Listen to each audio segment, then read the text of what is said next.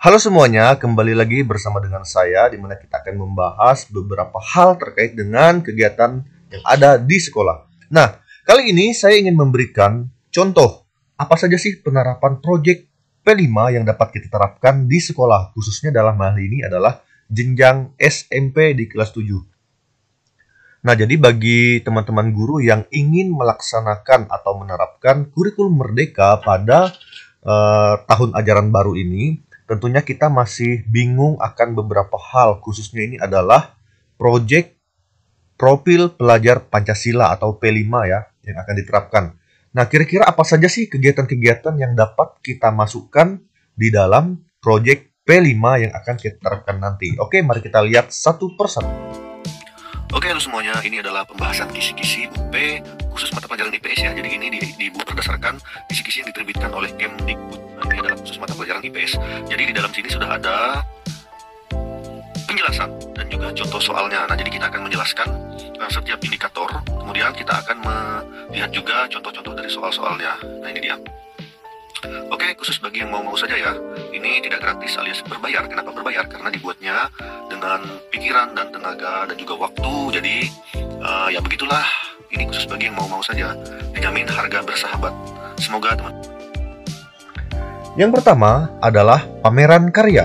Nah, jadi pameran karya ini kita ambil tema yaitu bangunlah jiwa dan raganya. Adapun sasaran dari profil pelajar Pancasila itu adalah gotong royong,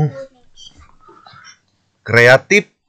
Nah, itu dia. Kemudian, mapel yang terintegrasi di dalam kegiatan ini adalah PPKN, PJOK, Matematika, dan Prakarya.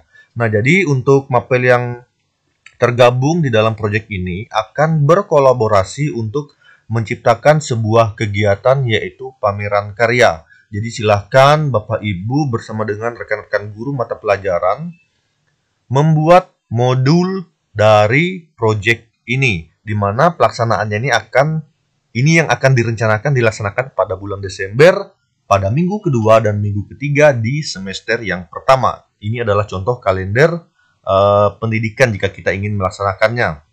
Nah, jadi yang warna biru ini adalah pelaksanaan dari pameran karya. Nah, jadi di dalam pameran karya ini nanti yang akan dihasilkan itu adalah karya-karya yang diciptakan oleh atau dihasilkan oleh para murid-murid, baik berupa lukisan ataupun kerajinan-kerajinan dan lain sebagainya. Kemudian yang kedua adalah kegiatan pengelolaan sampah dan penanaman bibit tanaman dengan tema yaitu gaya hidup berkelanjutan. Adapun sasaran dari P3 yaitu mandiri, kreatif, gotong royong, beriman dan takwa kepada Tuhan Yang Maha Esa. Nah, jadi mapel yang terintegrasi di dalam kegiatan ini adalah IPS, IPA, dan pendidikan agama. Nah, jadi silahkan ketiga mapel ini untuk bekerja sama membuat modul tentang pengelolaan sampah dan penanaman bibit tanaman. Adapun pelaksanaannya ini yang akan direncanakan pada bulan Juli, pada minggu ketiga dan minggu keempat di semester yang pertama. Nah, jadi untuk kegiatan ini yang dihasilkan nanti itu adalah berupa barang-barang yang terbuat dari sampah. Nanti bisa diambil spesifikasinya apakah sampah organik atau non-organik ya, ataupun sampah plastik atau apa saja. Silahkan Bapak Ibu merancang sendiri. Kalau menurut saya itu lebih bagus misalnya pengelolaan sampah plastik, misalnya dari botol bekas, kemudian dari botol bekas tersebut menciptakan sebuah hasil karya yaitu pot bunga. Nah, jadi setelah mendapatkan pot bunga, barulah kita bisa melakukan penanaman bibit tanaman dengan menggunakan pot yang telah kita buat dari sampah plastik tadi. Nah, itu dia. Itu adalah yang dihasilkan dari kegiatan ini. Nanti juga siswa bisa diminta untuk membuat laporan.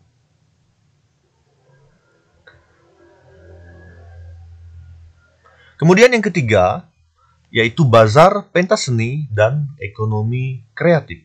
Jadi temanya ini adalah kewirausahaan. Adapun sasaran P3-nya di sini adalah kreatif dan inovatif.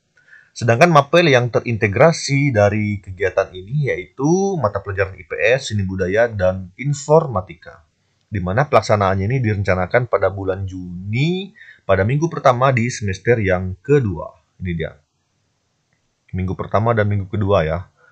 Nah, jadi untuk kegiatan basar dan pentas seni, adapun yang dihasilkan nanti ini adalah basar ini kita ambil contoh untuk menanamkan kegiatan kewirausahaan di dalam peserta didik kita, bisa menjual aneka ragaman makanan khas dari daerah kalian sendiri ya. Nah itu dia. Kemudian untuk pentas seni ini juga bisa melakukan pentas seni yang terkait dengan kebudayaan yang ada di daerah tempat Bapak Ibu tinggal. Berserta juga dengan ekonomi kreatif. Kira-kira hal apa saja sih yang dapat ditonjolkan dari wilayah Bapak Ibu semua untuk ditampilkan. Kemudian yang keempat adalah wisata edukasi. Jadi wisata edukasi ini kita ambil tema yaitu Cerlang Budaya. Adapun sasaran P3-nya yaitu mandiri, kreatif, dan berkebinekaan global. Dan mata pelajaran yang terintegrasi di dalam kegiatan ini adalah seni budaya, bahasa Inggris, dan bahasa Indonesia. Adapun pelaksanaannya direncanakan pada bulan April minggu keempat yaitu di semester yang kedua. Nah, jadi untuk wisata edukasi ini, Bapak Ibu bisa mencari tempat wisata yang memiliki nilai edukasinya yang bisa dikunjungi oleh siswa-siswa kita. Jadi silakan bekerja sama dengan, bukan bekerja sama ya, silakan berkoordinasi dengan kepala sekolah dan bendahara apakah ada dana untuk misalnya menyewa bus atau apa saja. Nah, jadi bisa mengunjungi museum yang ada di tempat atau tempat-tempat peninggalan sejarah dan lain sebagainya. Kemudian dokumen yang dihasilkan di sini adalah laporan, yaitu laporan kegiatan kunjungan dari wisata edukasi ini tadi. Bisa dibimbing oleh guru bahasa Indonesia ataupun guru bahasa Inggrisnya. Itu dia. Kemudian yang berikutnya adalah pemilihan ketua OSIS. Nah, jadi pemilihan ketua OSIS ini yaitu temanya suara demokrasi. Nah, jadi untuk sasaran P3-nya di sini adalah mandiri, kreatif, dan bergotong royong. Adapun mapel yang terintegrasi di dalam kegiatan ini adalah PPKN, matematika, bahasa Inggris. Dan dilaksanakan pada bulan, ini terserah ya untuk pemilihan ketua OSIS ini pada bulan apa saja. Sesuai dengan waktu di mana jabatan pengurus OSIS itu habis di tempat Bapak Ibu mengajar. Nah, jadi di dalam kegiatan pemilihan ketua OSIS ini nanti yang dihasilkan ini adalah di mana kita mendapatkan seorang ketua OSIS. Itu dia. Oke, demikianlah contoh beberapa proyek ya. Ini adalah 5 contoh yang mungkin bisa kita terapkan. Ini adalah yang sederhana. Tetapi apabila Bapak Ibu ingin membuat atau melaksanakan proyek yang selain dari yang ada saya sebutkan tadi, itu disilahkan. Ada banyak sekali contoh-contoh yang sudah diterapkan oleh teman-teman dari sekolah yang sudah menerapkan kurikulum Merdeka terlebih dahulu. Oke, demikianlah pembahasan proyek yang dapat kita terapkan di kurikulum Merdeka. Oke, semangat semua Bapak Ibu guru. Mari kita mencerdaskan anak bangsa dengan menanamkan jiwa profil pelajar Pancasila di dalam diri mereka. Sekian dan terima kasih.